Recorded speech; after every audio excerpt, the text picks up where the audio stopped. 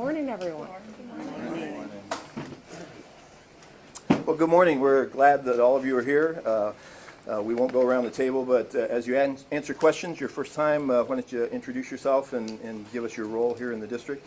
We're excited to have the governor here this morning. You know, the last 2 years in Rockford have been transformative for us as we think about school funding and the opportunities that have been presented to us.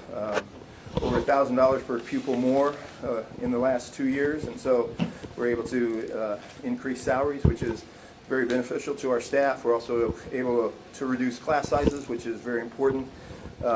Mike Graham's here.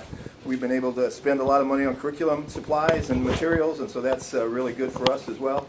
And so we're just very fortunate to have the governor here, someone who respects K-12 educators and families and parents. And so we're very happy to have all of you here today to have a conversation with the governor. So she wants to hear from you and not from me, and so we'll get right to some of our questions. As you consider your role in the district, and you know, you may be a parent, you may be a staff member, you may be a teacher, the governor would like to hear what you're excited about and what your students or children are excited about as this new school year approaches. So. We'll go let you answer the question. We may not be able to have everybody answer every question, and so I'll kind of push the conversation along, but we'll start with Emma Ritchie. She's a first-year teacher here in Rockford, just came here, and so what are you excited about with the school year? Honestly, it's my first year teaching, so I'm finally excited to have my own classroom and to be able to pour into the lives of my students. But I think we're all excited that hopefully we'll have a good, maybe more normal year is the realm of a classroom. But yeah, I'm just excited to be able to see the transformation in my students this year and to be able to pour into them academically, but also emotionally. Mm-hmm. That's great. Who else wants to share? I'm Kristen Whitmer, third grade teacher here at Valley View. I've been teaching in the district for 22 years. And I think to kind of piggyback on what Emma said, I'm just so excited to have a year that we don't have as many interruptions in different sort of modalities, and just to really pour into our kids and get some really great new phonics curriculum and different literacy pushes that our district's a part of. It feels like we're on a really good wave and momentum. And I'm glad that you're here. Thank you. That's great. Thank you. Sonia. I'm Sonia Andrews. I'm here in a role as our Teachers Union President, as well as working in the Advanced Academic Programs Department. And from the perspective of just overall, I'm excited about the investment in the profession, because it allows us to do what we do and do it even better, which is why we're all here and what we want to do every day. And I look at the impacts that this has on the students that we see every day, whether it's investment in mental health issues or it's more instructional cohesion, because we can focus more on our curriculum development and delivering that with integrity and with fidelity. So the investment in pupil funding and the special programming is really, it excites me to know that we're moving in the right direction with valuing the profession. I think some people hear the historic investment that we've made in public education and don't, you see a number and maybe don't lose sight or never get an opportunity to really understand what does that really mean for the education of our kids. So either any of you teachers or anyone else who would like to share a little bit more so that the general public can really appreciate when we say $1,000 a kid, what does that mean? Do you know what I mean? And people think of it in their own households and it's hard to translate, but what does it mean in terms of smaller class size or enhanced professional development for teachers, or bringing in new teachers and making sure they can afford to get the skills and make a good living doing this work? But curious if anyone wants to put a little finer point on that. I would love to. Actually, Christy Ramsey, and I'm a parent in the district, but also a public education advocate. So I've been kind of in the funding game and kind of helping public schools for the last 10 years, and I can tell you that when my son, who's now graduated in 21, was in first grade, he had 20 kids in his class, okay, and we were probably getting $7,000 because we're a base foundation district here. So we're getting around $7,000 at that time, and then we went through years, about 10 years of like funding cuts because we were raiding the school aid fund. And by the time my daughter Abby, who's now a sophomore, was in first grade, she was in class sizes of 25. And maybe that doesn't seem like a lot, but when you're learning the foundation principles of education when you're in first grade, 5 kids does make a difference, and that's really hard for our teachers to kind of, they want to be able to spend that time with those kids, so it matters. And so to go from a budget of $6,000 to what you've approved, $9,150, I mean, that's just amazing to me, and I applaud your efforts in this because it just means so much for our district, it really does, and for all the kids in the state. Yeah. I mean, we can speak from a base foundation allowance where others, you know, other schools might get some more money than we do, but this is amazing for us, and thank you so much for that. Wow. We, in Michigan, we've had a historic discrepancy between wealthy areas and areas with fewer resources, and the science would tell you that we should have been doing the exact opposite of how we've been doing it, and yet now we've leveled it and then built equity with more money for CTE programs and English language learners and at risk and students with special needs. So Yeah, it's very valuable to be able to have that. And as districts, as you award us more money, the bottom districts we're bringing them in line so that we say that every student should get the same amount of money to learn the same amount of things, and I think that is just amazing. So thank you so much for your work. yeah, thank you. Yeah. Yeah, I can add, my name's Jared Polsman, I'm a parent, I have 2 kids in the district, I'm the newest member of the school board as well. All right. Um, God bless you. Thank you. All the school board people, thank you. It is the hardest job. My sister's on a school board, and so I hear it in my own family how tough your job is. So thanks for running. Thank you. Yeah, and to your point about how the funding, you know, what it means in day-to-day real life, like Rockford is in a really good position. We're fully staffed at the start of the year, so we're very thankful for that, and that's been possible because of you know, the increased funding levels in the last couple of years. We've been able to increase pay and do those sorts of things and help us get fully staffed. So this will help districts all over the state. You know, a lot of districts are not at that point. We're lucky to be there, but this will help a lot of districts all over the state. So we're very grateful for that. Yeah, awesome. Thank you. So as you think about the last couple of years, a couple have mentioned it, there's been a lot of stress, both for students and staff. So how about some of you share what some of those stresses were, and some of you can also share what we as a district are trying to do to address some of those stresses. Well, Governor Whitmer, my name's David Jenga. I'm our mental health liaison for the district, and I'm a clinical psychologist. So first thing is just we appreciate your passion for education. That means a lot to us because being in the trenches every day with kids and families, being in the buildings, and you supporting us from that point downward just means a lot to us. It's motivating to know that you have our backs when it comes to everything that we're doing. So a lot of things that have happened the last few years, they're unique, right? With the pandemic, our kids going through hybrid to no school to back. So what we've done as a district is we're looking at the whole child. So to be able to provide funding that makes my position possible, so I can go into the home and work on parent needs, systemic issues. I have that autonomy to work with kids and meet them where they're at, to give them any level of care. Carol and I were talking earlier, if we can support our family dynamics, our outcomes are going to be better in the classroom. You know, if we can help that family system run better, kids from DK through 12 are going to be able to come to school and learn and grow and love instead of worrying about where they're going home, or if there's a substance abuse issue at home, or if there's untreated mental health. So proactively and preventively, what we're trying to do is reach kids, identify, be aware of mental health stuff, and give them resources early on, and be able to have the kids come to school and just be happy, healthy, and learn and grow, so that we can kind of help them transfer to that next phase of their life. So we appreciate everything you're doing, not only through this pandemic, but like post-pandemic, adjusting back. And I think we take that for granted a little bit. We don't understand, like, yeah, it's over, but a lot of these kids grew up in this, especially our littles, right? Yeah. They don't know what a traditional school year looks like yet, but we have the staffing and the resources to give them that support and to give our staff. So we're looking out for each other, we're giving each other support, so we thank you so much for all your support. Well, absolutely. I think you make a really important point. You know, we have this tendency to say kids are resilient and just leave it at that and assume they're going to be fine. And they're human beings, right? We've been through a tremendous amount of stress, every one of us, and getting our kids back on track is going to take some time, but addressing mental health issues as well as academic issues as well as social, you know, the ability, your social issues, right? That just learning how to work with other people and coming together. So the work that you're doing is really important toward our mutual goal, right? Appreciate it. Well, one of the things that David didn't mention is, you know, his position really is a result of the funding that we receive, and his position really does work in essence outside the boundaries of the school in many instances. And this year, we're able to add a second mental health liaison in the district directly related to funding. But others, the stresses that you've seen over the last couple of years. Well, as a parent, I have 3 students at the district, 2 are in middle school, 1 just started last week, is a middle schooler, and then I also have a second grader here in this wonderful building. Last year, one of our own educators passed away from COVID-19, and just to have that ability to have the resources, because, I mean, we have kids in this building alone that are hurting from losing a teacher. So to have that is very, very helpful. Going into this year, I'm excited to see, to watch our community heal from, what we've experienced over the past couple of years.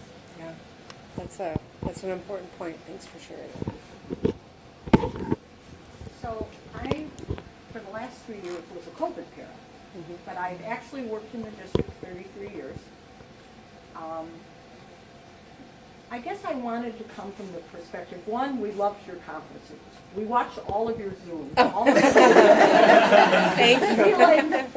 We were like, are you going to watch the governors? Yeah, did I watch it in your room? We really liked it. It meant a lot to us because we were here fighting. But the one thing that I wanted to say that I don't think people sometimes hear, our district did a really good job. Like, they kept us together. We weren't, I was never afraid. I didn't feel afraid, and I always had an administrator that I could go to. They did an amazing job, and they kept us together. And they put a lot, now with your funding, we've had, 2 different types of professional developments that have spoken to what we went through and where we were and where we're going. And it brought us closer together as a district. Like, I know people that I didn't know in the 33 years that I was here that I can now reach out to because, hey, you went through that, how did you handle that? And your funding just makes it just enhances a really good district. And I just really want people to know that This district did it. Good job. We did throughout. it. Yeah. Yeah. Good. So, Thanks for sharing. Jared. Jared Reichard, support staff union president. One of the things I noticed over the past couple of years is that with COVID, it really increased the number of openings, right? We had so many. I mean, if you looked at all of the job openings in all the districts around Kent County, I'm sure everywhere in the state, there were so many job openings. And what that meant was every staff that was still here had to pick up the slack for those jobs because the work still needs to be done. And, there's been a lot of light shed on the mental health aspect of things, which is amazing. But I think having the funding and being able to hire and fully staff and have the resources available is going to increase the mental health of the staff of the district, which, I mean, if you have mentally unhealthy staff, how are they going to address the needs of the students, which is ultimately why we're here. So I think that's the biggest part of it. It allows for, your bus driver to not worry about paying their mortgage because their paycheck is, they're getting enough money to support themselves, and they're not worried that if I call out sick for something that my entire route is getting shut down, because that's what this last year was. So, and it's important for that. So, What are you concerned about? What's on the horizon that you're thinking about that we need to be? I mean, I know that we were already anticipating teacher shortage, right? And then COVID exacerbated that. I'm thrilled to hear that you are fully staffed and able to help entice good people to stay. But just kind of curious if any of you wants to share. Sure, go ahead. So my name's Evan Bain. I teach at the high school. I teach band. So we were reading the bullet points that Nate sent over to us, talking about teacher recruitment. I was very excited to see that we're going to have some funding for our kids that are going to be student teaching, because you're doing a full year, you're going to school every day, and then you have to work a job at night to keep paying your bills. And so I was really, really excited to see that we're going to be able to pay for those kids to be student teachers and not for them not to have to worry. Because I remember a couple years ago just being really struggling, like, okay, I have to teach a full day of school and then I have to go to work because Right. I don't make any money here. And where was one of the places you worked, Evan? So I used to bartend at Sidebar in East Lansing. Okay, yeah. I'm sure we saw one another. You had a fundraising event at Sidebar when I was bartending. Yeah. I had gone to a day of school and I came and it was like maybe 40, 45 people there. But I had to go to work after the day of school. So really excited to see the money dedicated to teacher recruitment. My concern is teacher retention. There were 13-ish of us that graduated from Michigan State with our music ed degree in our class. 2 of us are still teaching. This is my 5th year, and so it's been really hard just to see all my friends, to see people older than me saying, I'm out. It's been 17 years. It's emotional, sorry, but it's really hard to be so dedicated to something that you love, and then where are you going to be able to pay your mortgage? So holding on to qualified teachers to help our recruited teachers and our new teachers is going to be, I think, a big challenge that we have to tackle here in a couple of years. Absolutely. It's not unique to Michigan. Yeah. And we're competing with the rest of the nation. That's why, it's important that we are treating our educators with respect and giving them the support to make a good enough living that you can do one job. It's a big enough job as it is, right? Yeah. Emma? I just want to echo what Evan said. I just finished up my teaching degree, so one of the things that we were always talking about was how it was an equity issue that we weren't getting paid to do what we were doing. So I really thank you for that, because I know that everyone that I was with would have been so appreciative for that. But I think one of my biggest worries going into this year is just safety. It's obviously something that's on everyone's mind all the time, and I'm really lucky to be in a district where we do have the funds to make us safe, but there's always room for improvement in those areas. But I don't know, I just feel like there's more that can be done in that aspect to make me feel safe coming to work every day. Hi, I'm Jenna. I wanted to touch on that point as well, because at the end of last school year, there were so many shootings happening, and my daughter did not feel safe. She already has a little bit of anxiety, as most of our kiddos do, growing up through the pandemic and a lot of other things. So I think, sadly, you're correct. I would think that everyone in here who has a child worries about sending them to school. And, it's hard to look at your child and say it's going to be okay when you don't know if it is or not. So as a parent, I agree with you. I don't know. I mean, I saw on the way in here you have to have a card to get in. I don't know what the rules are throughout the district on that. I don't know what they are at the high school where my daughter is. I'm sure there are, but I'm not fluent in what that is. But yes, please know that that is on our minds as Michigan and world, America-wide. I think we're all really worried about that, and I don't know what the solution is, but I think it's something we really do have to talk about with our kids and make them feel like this won't happen to you, even though you can't lie and say that. So I don't know who else has any opinions on that. I would say most of the time with my kiddos during the summer, there comes a point in the summer where I'm like, yeah, I'm ready. Yep, it's time for school. You're ready. Your teachers are ready for you. This year it didn't come. I had that anxiety too the first day. Like, all right, go have a great year. But in the back of my head, I'm thinking, Rockford, Uvalde. I mean, we all can name these schools where these horrible tragedies have happened, and I don't want that for my kids. I don't want that here. Someone sent me literally a binder that's bulletproof that kids can put in their backpack, and I was like, oh, These are our kids. These are our babies. It's just.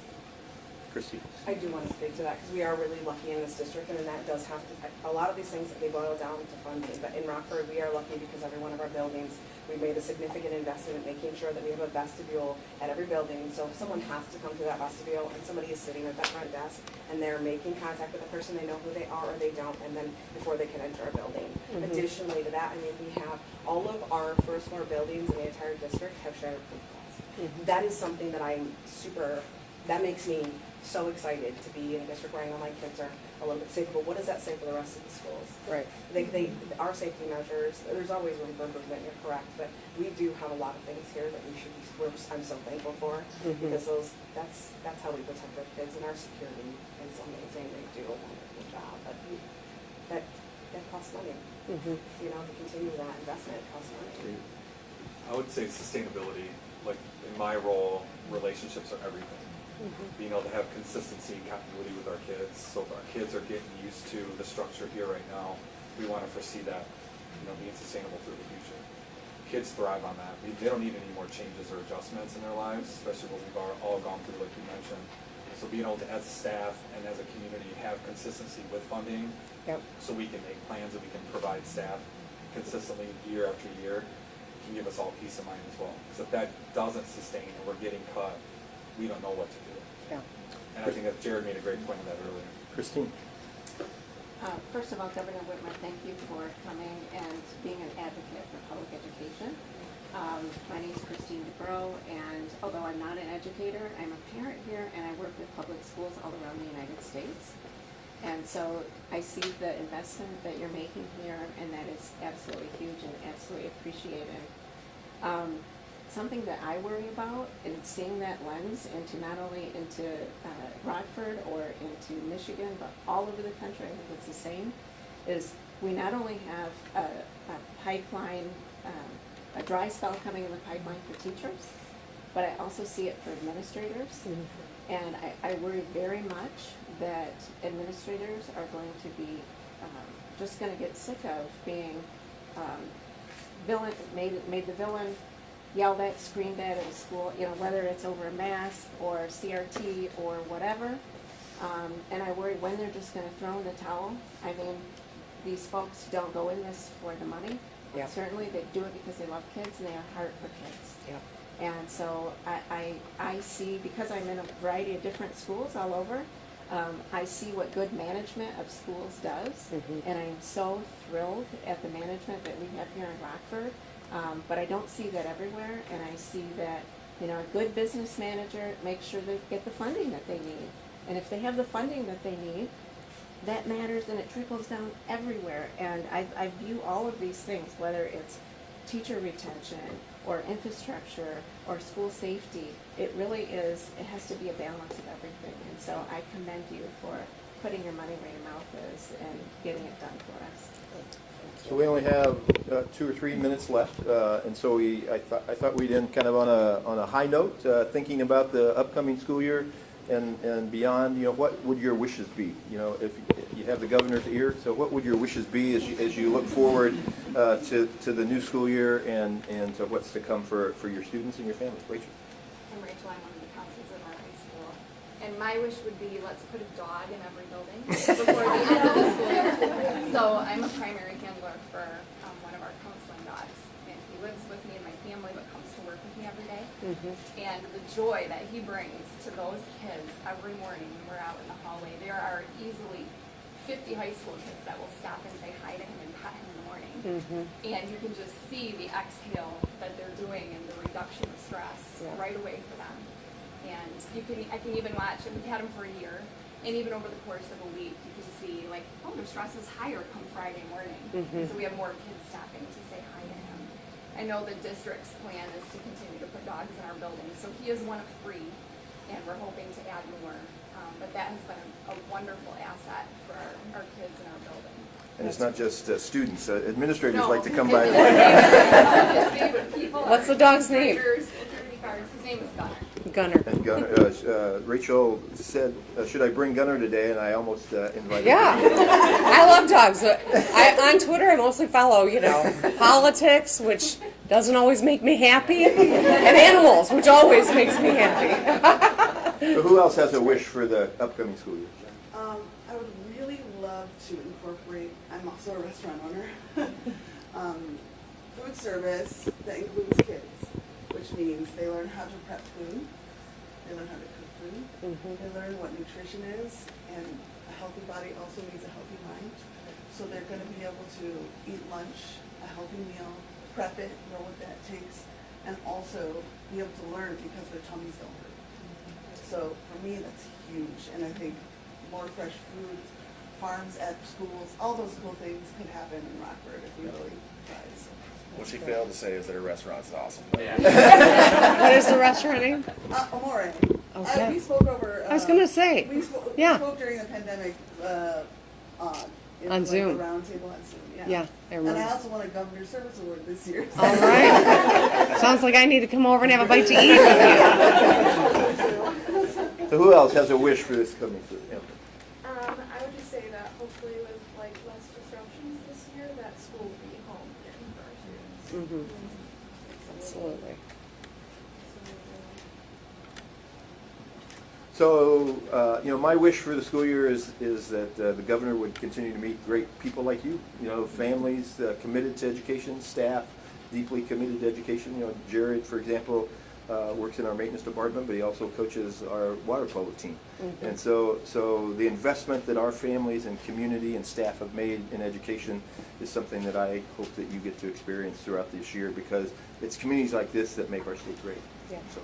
No question. Well, thank you all for making time to be here. I thought it was so helpful to hear perspectives from people who have different roles in our schools, whether it's a parent or it's a school board, it's a teacher, or it's counseling, or it's our union. Thank you so much. It's there's so many people that make our work so hard to make sure that our schools are working for our kids, and our legislature is a big part of it as well. So Representative Glanville being here is really important. And Superintendent, my grandfather was superintendent in Pontiac schools. Really? During a really tumultuous time, and my grandmother taught in Waterford, my mom taught in Lansing, and she was a substitute when I was in high school at Forest Hill Central, which no high schooler wants to see their mother in school.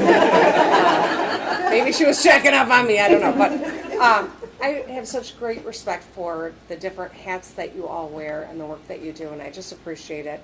My wish for this school year is that we've got a great, normal year where kids are safe and making up, some of the loss that naturally occurred over the last couple of years, and that all of our educators and adults who are making it work feel respected and appreciated. So I do respect and appreciate every one of you. Thank you for being here. Well, Governor, I know that you get a lot of gifts, but here's a gift that we're going to give you. It's our motto for the year: every student, every space, every day. Love it. So. Thank you. Thank you, everybody.